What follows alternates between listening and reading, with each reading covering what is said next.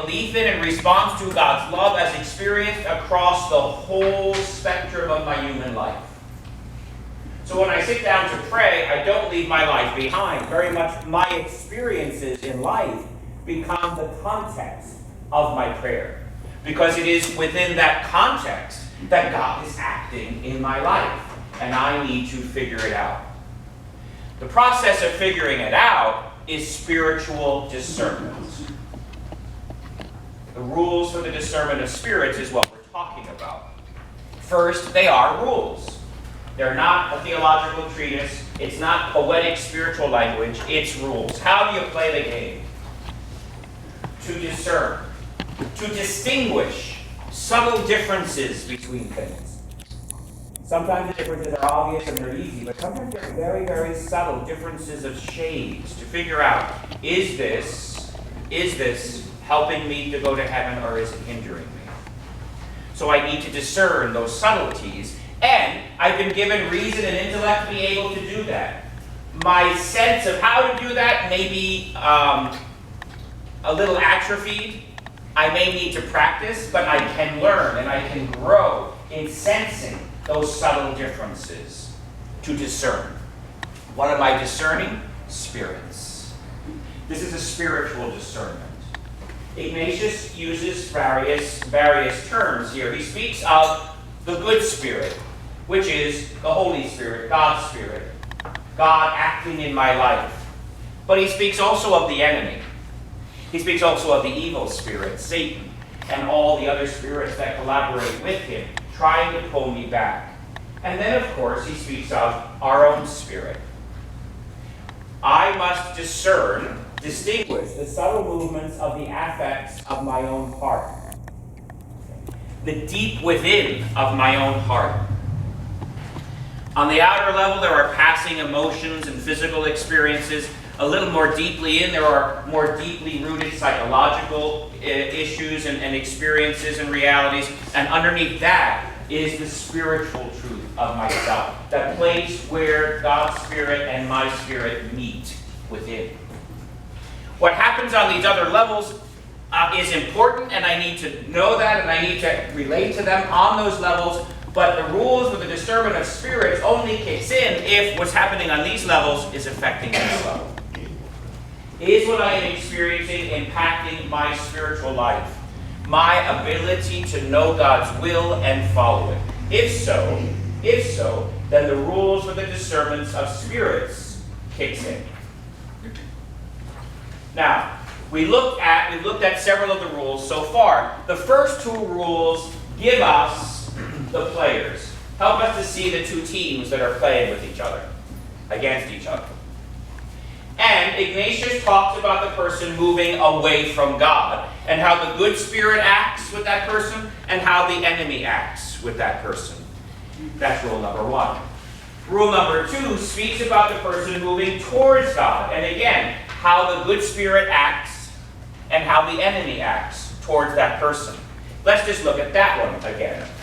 The person moving towards God, the enemy will bite at me. The gnawing that triggers an anxiety, it diminishes my peace. There's a sadness that overcomes me towards the things of prayer, towards God, towards love of others. It seems like every little problem becomes a big obstacle to me, and I'm disquieted, I'm anxious, I'm upset, usually for false reasons. The enemy is the father of lies. So if I'm moving towards God, the evil one is gnawing at me, biting at me, trying to put me down, putting lies in my head and having me believe them, to think I can't move forward and I should probably turn around and go back the other direction. At the same time, the good spirit is trying to give me courage and strength. It's giving me consolation, perhaps even tears. Tears for his love for me. Tears about his passion. Tears for my own sinfulness and recognizing how I've hurt him. Tears in receiving his mercy. He gives me inspiration. He gives me spiritual clarity. He gives me a calmness, a peace in my heart. And obstacles seem to be small, seem to be, I can do this. There's a strong sense of hope within. Most of us are not walking away from God, we're walking towards God. So that's the way the two teams are going to look. That talks about God's spirit and the evil spirit. What about my spirit? Ignatius continues with the next two rules. Rule 3, spiritual consolation, when I am spiritually consoled. And rule 4, spiritual desolation, when I am in spiritual desolation. And again, it's spiritual. It's not physical consolation. It's not psychological consolation. It's spiritual consolation. When these impact this. Spiritual consolation. My soul is inflamed with the love of God. This experience lasts for a time. It lingers. It lingers even after the experience that may have initiated it. And it's directed towards God. So my soul just loves created things as they point to the Creator. I seem to sense God's hand everywhere. I'm in love with God, and no one or nothing else can compete. And everything that I see in context of that relationship with God. There is a seeming increase in me. I'm more connected to the theological virtues of faith, of hope, of charity. And there's just an interior joy that attracts me to heavenly things, that attracts me to prayer, that attracts me to service, that attracts me to lift my gaze up towards God, who is the source of all beauty. If I am in that state, that is going to impact the way I am experiencing the movements of the good spirit and the movements of the evil spirit. There's a clarity there, there's a clearness there, there's a joy for God there. If I'm in spiritual desolation, the opposite. It's contrary. What am I like in desolation? There's a darkness of soul. It's like I'm in a fog. Where there was once spiritual clarity, now a fog has drifted in, and it's hard for me to see. My heart is troubled, it's unsettled, it's restless. I am moved not to the things of God, but to earthly things. I'm very easily tempted towards earthly things. I don't feel an attraction to prayer, to scripture, to the service of God. I'm drawn to material comforts. I'm distracted by the media, by the internet, by superficial, petty conversations. I find myself slothful and tepid and sad, particularly towards spiritual things. And it is as if I'm separated from my Creator and from my Lord. It seems as if faith, hope, and charity are decreasing within me. If I'm in that situation, it's a very different situation than consolation.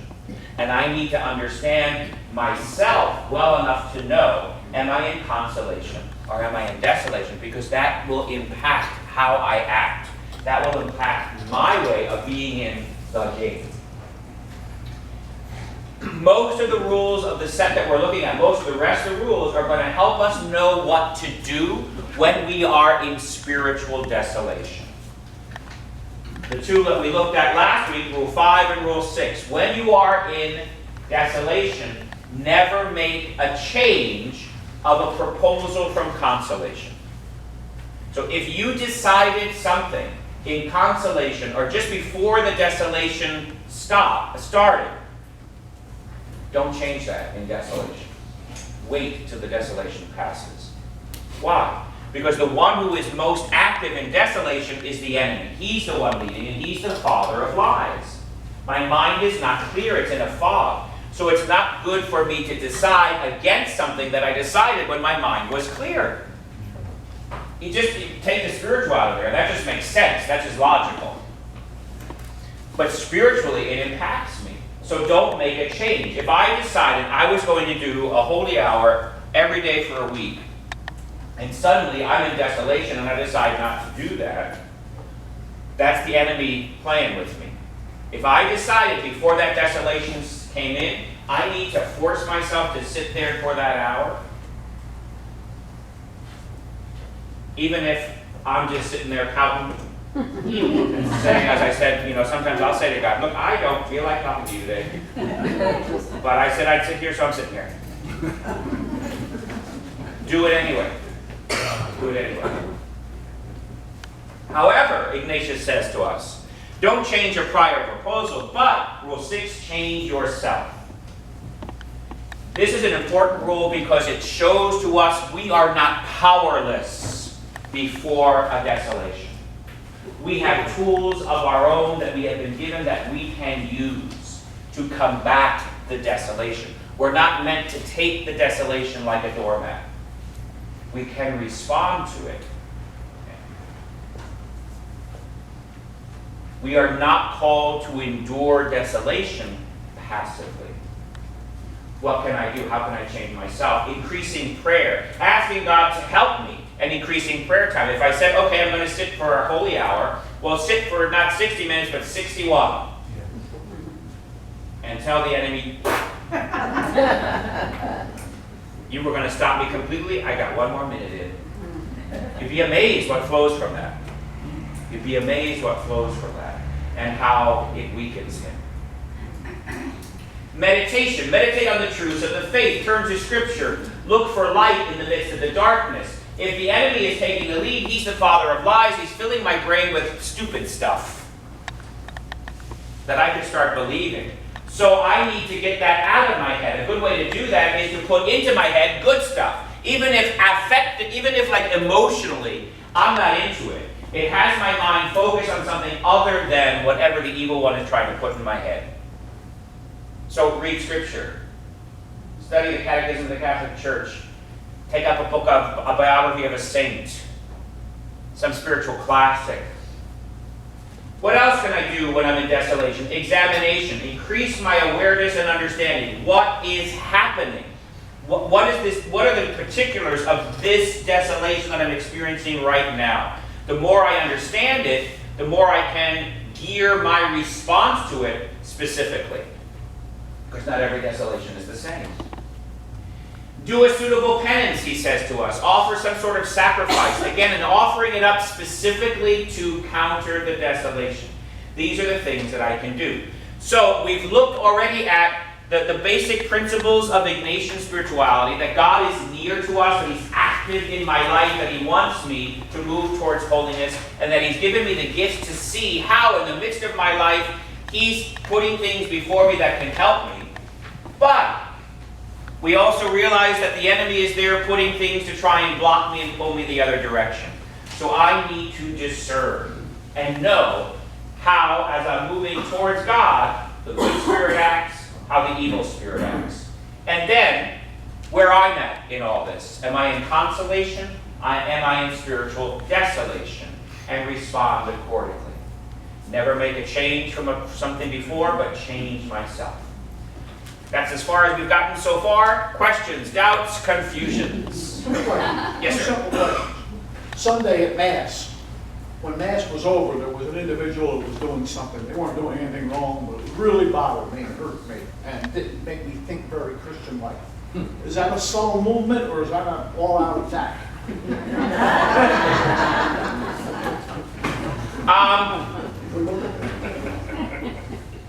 You have to discern that.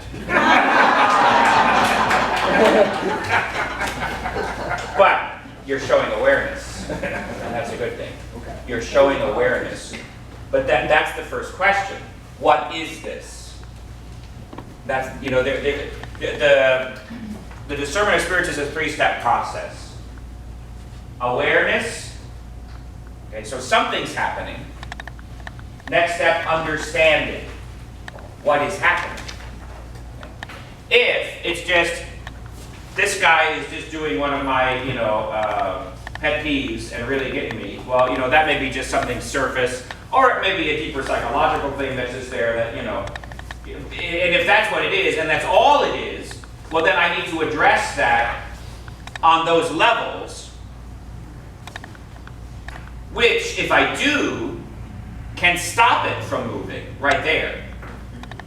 So it's not necessarily this.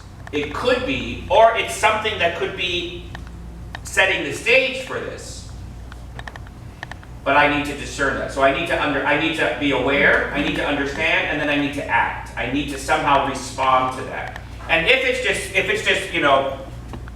just something passing, and it's just this is one of the things that irritates me, but then I need to shake it off and address, okay, why does this constantly irritate me? But I'm addressing it on this level, so it's not really the discernment of spirits. However, this awareness is not only an awareness of what's happening, but it's a self-awareness. I become all the more aware of what is happening to me. And if it is something on this level, and I can affect it, great, because if I'm not aware of it, it can easily sink into this level and sink into that level. And that's part of the fog. Sometimes I'm the cause of the fog, because I'm just not aware of myself even. So what you're saying, you've exhibited awareness. Seek to understand. Okay, second question. Yes. Is it ever our conscience that's playing tricks with us, or is it always movement of bad spirit to spirit? In anything. It can be both. It's what was that Flip Wilson character? Geraldine, the devil made me do it. I'm so glad my references make sense here.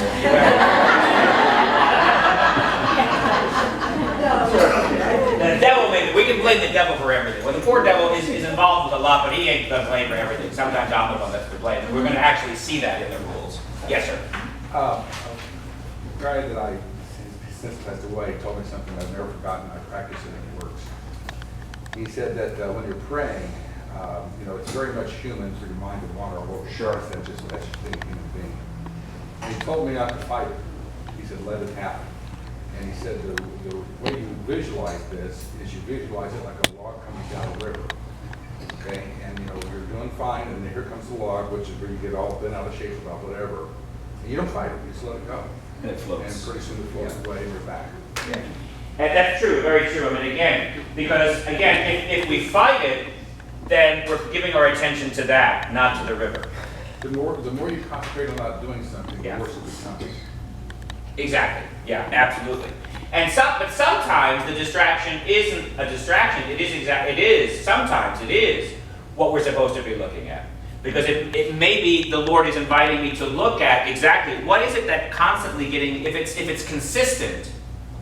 If there's a consistent thing, that's why it's important for me to know myself. If there's and for me to know this particular desolation. All right, what is triggered in this desolation? Because my desolation is going to be different than yours, but I need to know myself. I need to know, okay, what are the enemy's tactics? Not just in general, but very specifically to me. How is he using a distraction consistently that works on me, and I get caught every time?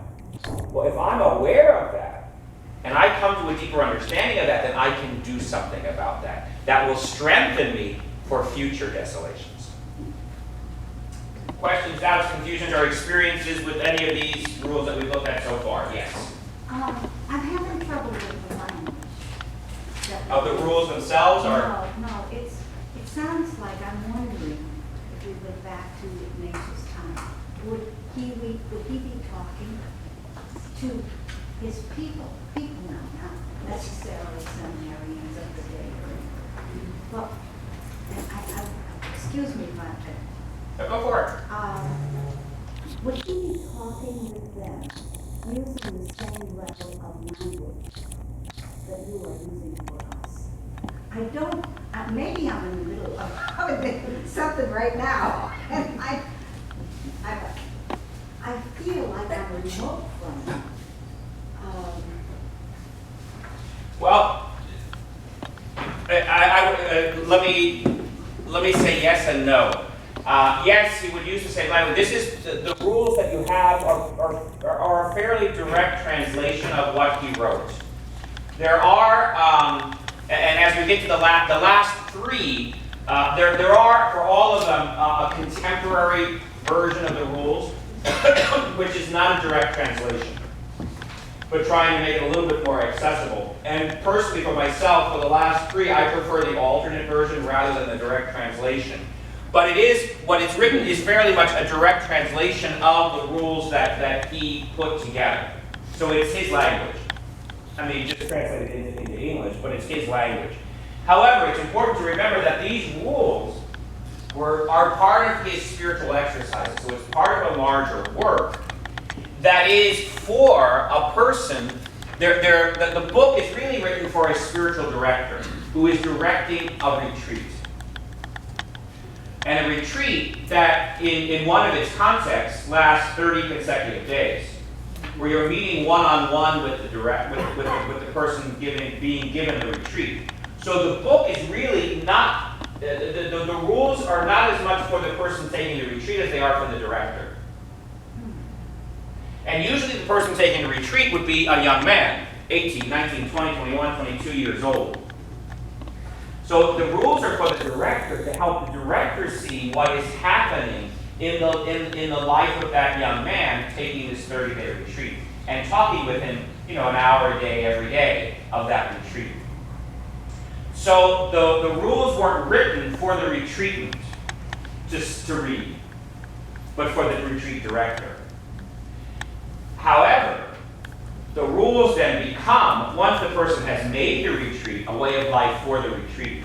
But it's something that has to be lived, and you learn as you live.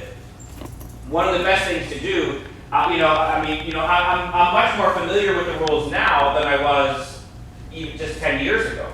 Much more familiar. When I first was exposed to them, however many years ago, I was like, what is going on? It's the same. They're not remote. They're really not. But we're talking about stuff that we're just not used to talking about.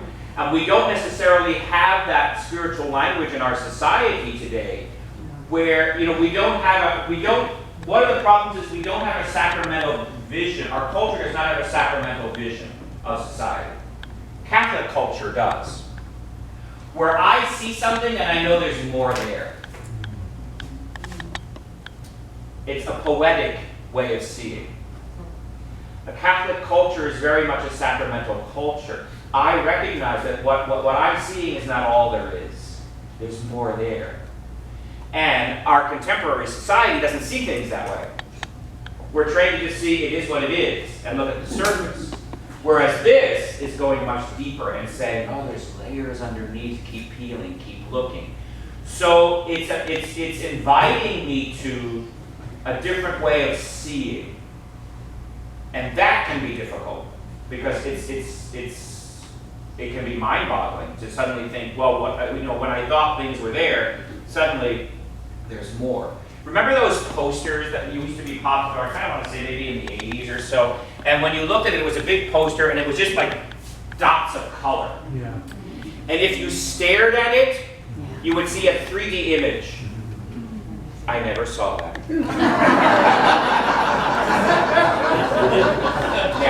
Never, ever. I never, ever saw that. But that's what, in a sense, that's what the rules are asking us to do.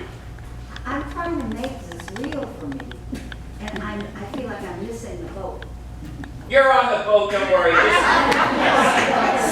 sit back in your armchair and just watch the river go by, and you'll catch up with us. Don't worry. Yes. Is this then, in that explanation, a guide to help us not only determine how we're interacting with our own thoughts, but also to maybe be a little bit more sensitive to those that we're interacting with and not necessarily basing it just on the physical, maybe having a better understanding of our interactions with? I would say yes, in the broader sense that, again, it's helping me grow in self-awareness, seeing the deeper within myself and seeing the deeper around me. It will do that, yes. More specifically with regard to the rules themselves, certainly other people are engaged in my life, and therefore can be, that relationship, that dynamic can be, the rules of the discernment of spirits can be applied to that, but only if it's impacting my life of faith. So in a broad sense, yes, what this is doing is helping me gain not so much a new way of seeing, because it's in there, but freeing within me my capacity to see, my deeper capacity to see that's in there. So in the broader sense, it is doing that. That's not what it was intended to do, because when Ignatius did it, people saw that way. However, but with the rules specifically then, with that broader sense of that deeper ability to see in my relationships with others, I can then see more sensitively, but also see, as applied to the rules, how this may be impacting my life of faith. Yes? I speed read, so I read like the first 70 pages of my book, Mm-hmm. and then I picked up my study guide, which I had bought by mistake. I didn't know any of the answers. So now I'm going back and reading it. I haven't found you that they put the study guide in there was just an error that I didn't catch, but I've never seen the study guide, so I have no idea what it is. I can't. As to what was relevant and what was read, you know, line by line almost. And it's good because I thought, oh, well, this is great. I can finish this book tomorrow. Now I'm reading it slowly. It's very deep. No, it really is. I mean, I understand. Stay with it. Okay, stay with it. Because again, I kind of think, I started saying something and got redirected. But when I started with the rules, a lot of times I had to keep going back over the rules and read them, just the rules themselves, and read them again and again and again. When I was in a situation, I remember there was once I was in a situation and things were going on. It was just things that just suddenly made a dramatic turn for the horrible. And I just couldn't figure out what was going on. I just couldn't figure it out. And suddenly this thought came to me, which was my guardian angel going, "Hello, stupid! Read the rules again." And I looked at the rules and I went, rule number 13 or rule number 14. I went, that's it. That's what I'm experiencing. I never understood it before, but now I'm experiencing it. I looked at it, but that's it. And I knew what to do, and as soon as I hit it, boom, it was done. It was done. So this is awakening within you a capacity to see that has been dormant, most likely, but that is given to us by God. Yes, yes. When you're talking about this, it sounds like it's like one thing you're discerning. Well, it just, St. Ignatius addressed like when you have numerous things you're discerning at all times, and it seems like you're in a flurry of discerning about many things. Oh yeah. Well, and again, ultimately what I am discerning is what is of God that I can accept it, and what is not of God that I can reject it. So sometimes it's also like I'm discerning if there's a bunch of things coming at me all at the same time. The rules of the discernment of spirits can help me step back and come to be aware of what's happening. Are these totally disconnected things? Are they related? And come to understand what's happening. And then in that understanding say, okay, which is the one that seems to be the most, again, those subtle differences, the most impacting in my spiritual life right now? And let me just look at that first and see if that settles the others. So I think it does apply. Sometimes we are there again, and that can be that things are coming at me all at the same time, and I'm starting to get overwhelmed. That can be the fog of desolation, where there isn't a spiritual clarity. That, oh no, this is what I'm supposed to deal with. So I have to remain in that. If I'm in that fog, I have to know how to deal with it. And making a decision that's going to be a long-term, you never make a long-term decision when you're in desolation because your mind's not clear. And if there's all sorts of things coming at you and you don't know what's going on, wait. As I mentioned earlier last week, whatever, I'm a member of Alcoholics Anonymous, and we have an expression called terminal illness, or terminal uniqueness. Terminal uniqueness. Terminal uniqueness. We think we are so unique that nobody else is quite like us.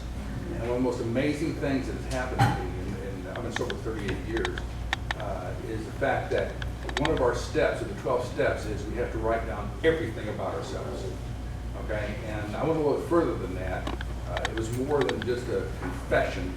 I had to learn how to, why do I do these things? Mm-hmm. Why do I do these things? It's not enough to confess. I got to know why. And then I learned something, and this, don't take this personally, but confession to a priest is a very powerful thing, but there's something missing there, because the priest or minister, if somebody's a Protestant, the priest cannot reveal to me what I have revealed to the priest. Right. Because the priest doesn't know if I don't tell the whole congregation. Okay, so it has to be very, very